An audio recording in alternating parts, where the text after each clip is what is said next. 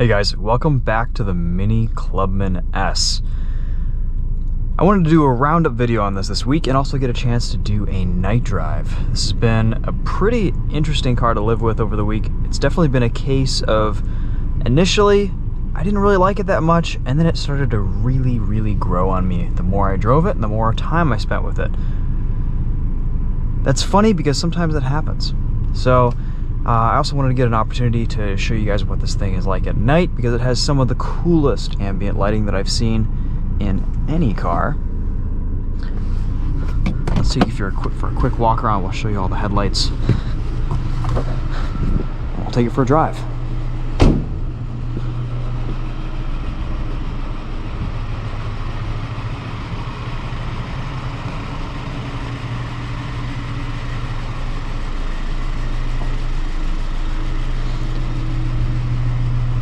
This is one of my favorite features.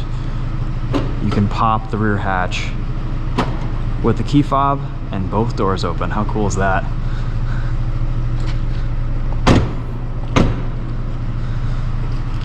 You get a little Union Jack in the taillights there. Of course, you have the beer can exhaust tips. That's always an interesting story. So many fun little elements to this car.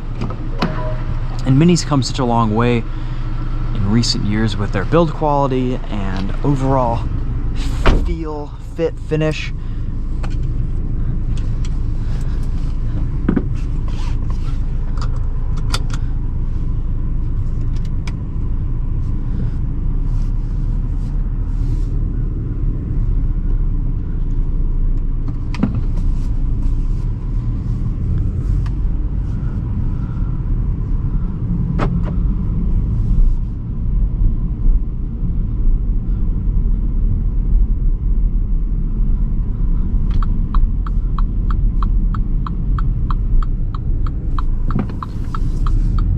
Really enjoyed how funky this interior is, but it's still functional. It doesn't get in the way. And this is fun enough to drive. I complained a little bit in my last video about the steering feel.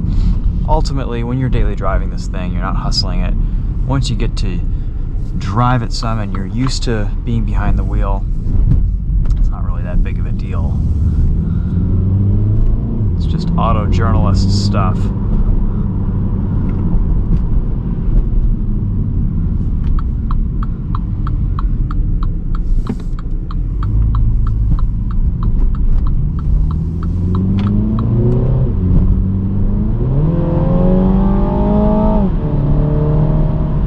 Still not completely sold on the engine sound, but that's alright. I think that's up to personal preference.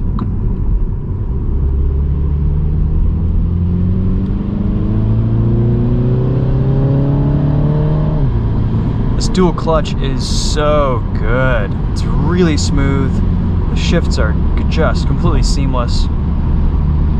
This 4-cylinder is really smooth as well, very refined.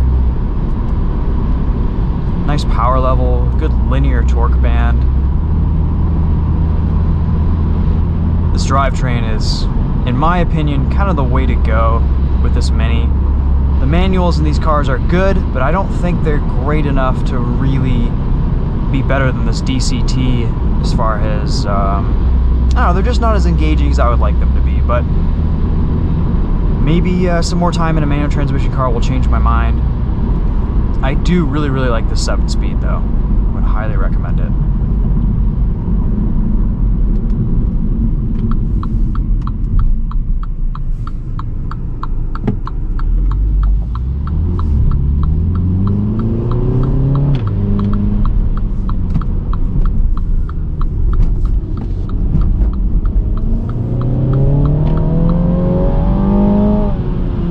The ride quality with this Mini is really good.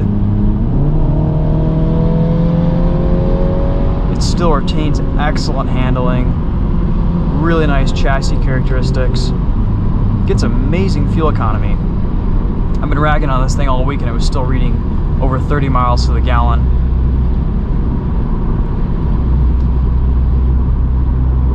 stop-start system is very BMW, and it's not perfect, but you can easily turn it off with every drive. And I did have a little bit of issue with the radar guided cruise control. It was a little bit buggy for me occasionally, where it would just turn off. It could have been the ice or snow on the sensors. But I thought I had the car pretty well cleaned off, but I was still having a few issues here and there. The headlights on this Mini are fantastic.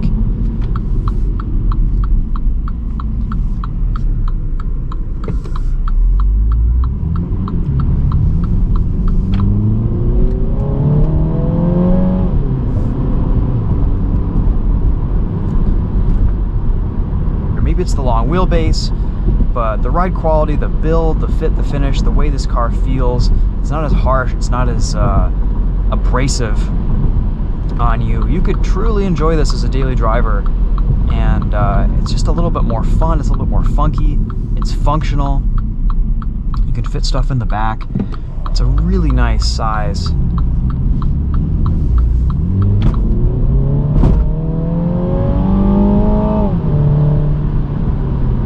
It's decently quick. You could have some fun with this thing. You can autocross it.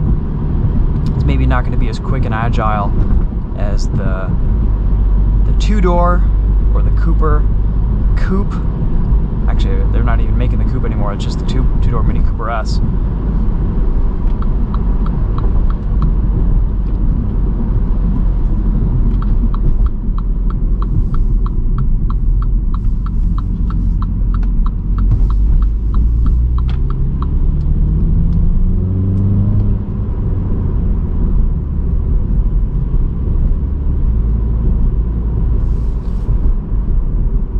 But I think that about sums my thoughts up on this car. Definitely a case of I was surprised by how much more I began to enjoy it the more I drove it and the more time I spent with it. It's a charming little thing, has a lot of personality. I think I think this is a pretty good buy. It's unique in the market, gives you a little bit more luxury and amenities than a lot of the other hatchbacks in this price range. It's different from the standard, enthusiast GTI decision, and you get some BMW influence, which is actually kind of a good thing in this car. It's executed well and definitely delivers some goods.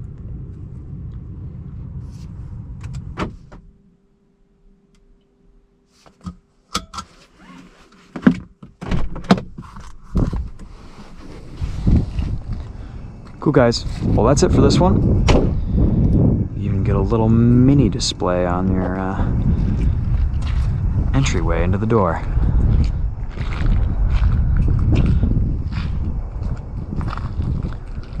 Ooh, it's icy. Couldn't even tell on the winter tires. Alright, guys. Well, that's it for this one. Thanks for watching. We'll see you in the next video. We have a Kia Soul Turbo coming in this weekend. And that back-to-back with this will actually be an interesting comparison because, well, similar size, similar philosophy, similar levels of power, just the Germans versus the Koreans.